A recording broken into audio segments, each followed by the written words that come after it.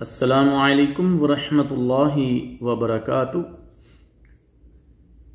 الحمد للہ وکفا والصلاة والسلام علی عبادہ الذین اصطفیٰ، اما بعد۔ میرے محترم دوستو، نماز کے احکام و مسائل ذکر کیے جا رہے ہیں۔ پچھلے 2 درسوں میں سجدے کے مسائل کو ہم نے ذکر کیا۔ آج اس کا تیسرا درس ہے اور آج کی گفتگو میں سجدہ کرنے میں مرد اور عورت کا فرق، اس کو ذکر کیا جائے گا۔ عورتوں کے سجدہ کرنے کا طریقہ بھی وہی ہے جو پچھلے درسوں میں ہم نے ذکر کیا، اس کے بغیر عورت کا سجدہ نہیں ہوگا، کیونکہ نبی مکرم صلی اللہ علیہ وسلم نے عورت کے لیے کوئی الگ طریقہ بیان نہیں کیا۔ لیکن بعض لوگوں نے مرد اور عورت کے سجدہ کرنے کے طریقے میں فرق کیا ہے کہ مرد اپنی رانیں پیٹ سے دور رکھیں اور عورتیں اپنی رانیں پیٹ سے چپکا کر رکھیں۔ یہ فرق کسی بھی صحیح صریح حدیث میں مذکور نہیں ہے۔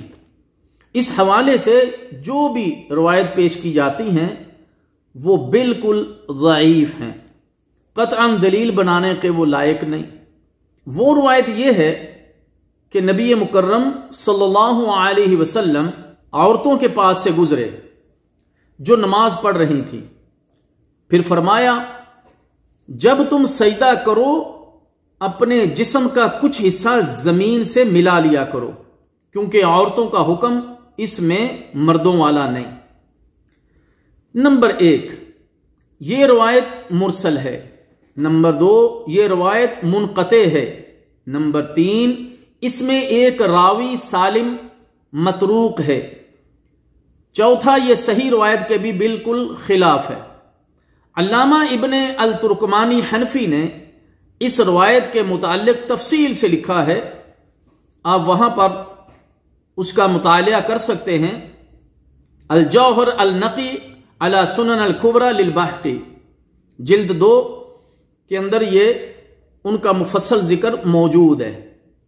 اس کے برعکس رسول اللہ صلی اللہ علیہ وسلم جب سجدہ کرتے تو اپنے ہاتھ نہ زمین پر بچھاتے اور نہ پہلوؤں سے ملاتے، صحیح بخاری۔ اور نبی مکرم صلی اللہ علیہ وسلم کا ارشاد گرامی بھی ہے، تم میں سے کوئی بھی حالت سجدہ میں اپنے بازو کتے کی طرح زمین پر نہ بچھائے۔ لہذا ثابت ہوا کہ مرد عورت کے سجدہ کرنے میں کوئی فرق نہیں ہے، دونوں کا ایک ہی طریقہ ہے، کسی قسم کا کوئی فرق نہیں۔ اور جو خاتون اس کے خلاف یعنی زمین پر ہاتھ بچھا کر سجدہ کرتی ہے، وہ رسول اللہ صلی اللہ علیہ وسلم کے حکم کی صریحاً کھلم کھلا خلاف ورزی کر رہی ہے۔ اللہ تعالیٰ جل شانہ سے ہم دعا کرتے ہیں کہ اللہ تعالیٰ عمل کی توفیق عطا فرمائے، پیارے نبی صلی اللہ علیہ وسلم کے طریقے کے مطابق مرد و عورت کو سجدہ کرنے کی توفیق دے۔